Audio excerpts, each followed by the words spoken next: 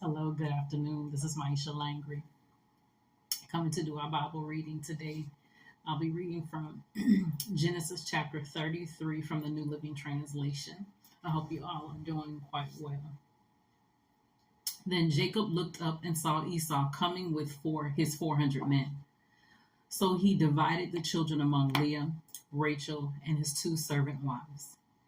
He put the servant wives and their children at the front, Leah and her children next, and Rachel and Joseph last. Then Jacob went on ahead. As he approached his brother, he bowed to the ground 7 times before him. Then Esau ran to meet him and embraced him, threw his arm around his neck and kissed him, and they both wept. Then Esau looked at the women and children and asked, "Who are these people with you?" "These are the children God has graciously given to me, your servant," Jacob replied. Then the servant wives came forward with their children and bowed before him. Next came Leah and her children, and they bowed before him. Finally, Joseph and Rachel came forward and bowed before him. "And what were all the flocks and herds I met as I came?" Esau asked. Jacob replied, "They are a gift, my lord, to ensure your friendship." "My brother, I have plenty," Esau answered. "Keep what you have for yourself." But Jacob insisted, "No, if I have found favor with you, please accept this gift from me. And what a relief to see your friendly smile. It is like seeing the face of God. Please take this gift I have brought you, for God has been very gracious to me. I have more than enough." And because Jacob insisted, Esau finally accepted the gift. "Well," Esau said, "let's be going. I will lead the way." But Jacob replied, "You can see, my lord, that some of the children are very young, and the flocks and herds have their young too. If they are driven too hard, even for one day, all the animals could die. Please, my lord, go ahead of your servant. We will follow slowly, at a pace that is comfortable for the livestock and the children. I will meet you at Seir." "All right," Esau said, "but at least let me assign some of my men to guide and protect you." Jacob responded, "That's not necessary. It's enough that you've received me warmly, my lord." So Esau turned around and started back to Seir that same day. Jacob, on the other hand, traveled on to Succoth.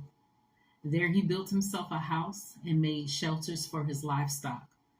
That is why the place was named Succoth, which means shelter.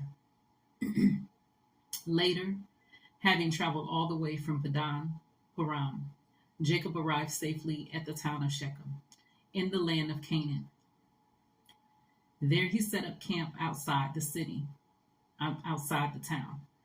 Jacob bought the plot of land where he camped from the family of Hamor, the father of Shechem, for 100 pieces of silver.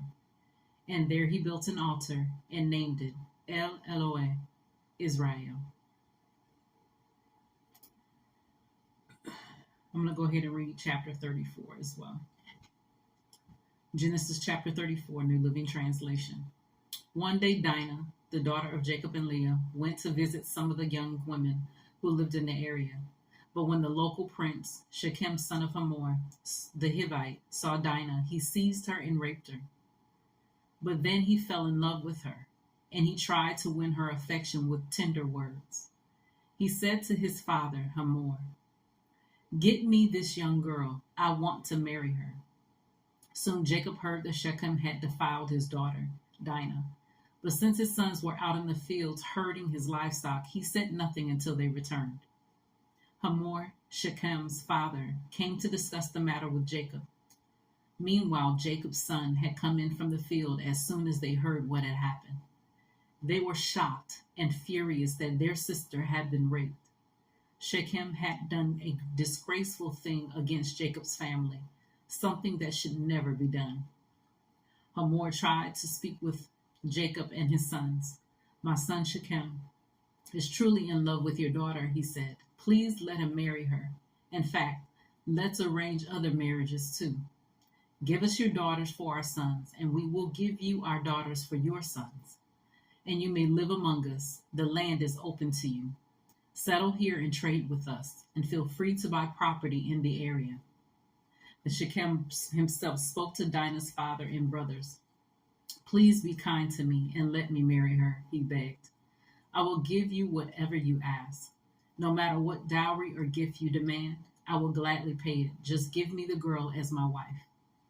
But since Shechem had defiled their sister Dinah, Jacob's sons responded deceitfully to Shechem and his father Hamor. They said to them, we couldn't possibly allow this because you're not circumcised. It would be a disgrace for our sister to marry a man like you. But here is a solution. If every man among you will be circumcised like we are, then we will give you our daughters, and we'll take your daughters for ourselves. We will live among you and become one people. But if you don't agree to be circumcised, we will take her and be on our way. Hamor and his son Shechem agreed to their proposal. Shechem wasted no time in acting on this request, for he wanted Jacob's daughter desperately. Shechem was a highly respected member of his family, and he went with his father Hamor to present this proposal to the leaders at the town gate. These men are our friends, they said. Let's invite them to live here among us and trade freely. Look, the land is large enough to hold them. We can take their daughters as wives and let them marry ours. But they will consider staying here and becoming one people with us if all of our men are circumcised just as they are. But if we do this, all their livestock and possessions will eventually be ours. Come, let's agree to their terms and let them settle here among us. So all the men in the town council agreed with Hamor and Shechem, and every male in the town was circumcised. But 3 days later, when their wounds were still sore, 2 of Jacob's sons, Simeon and Levi, who were Dinah's full brothers, took their swords and entered the town without opposition. Then they slaughtered every male there, including Hamor and his son Shechem. They killed them with their swords, then took Dinah for Shechem's house and returned to their camp. Meanwhile, the rest of Jacob's sons arrived. Finding the men slaughtered, they plundered the town because their sister had been defiled there. They seized all the flocks and herds and donkeys, everything they could lay their hands on, both inside the town and outside in the fields. They looted all their wealth and plundered their houses. They also took all their little children and wives and led them away as captives. Afterward, Jacob said to Simeon and Levi, "You have ruined me. You've made me stink among all the people of this land, among all the Canaanites and Perizzites. We are so few that they will join forces and crush us. I will be ruined, and my entire house will be wiped out. But why should we let them treat our sister like a prostitute?" They retorted angrily. So that was Genesis chapter 33 and Genesis chapter 34 from the New Living Translation. I pray that you continue to seek the kingdom of God first. Continue to stay in reading the word like the Bereans do. Search the scriptures daily. You guys take care and God bless.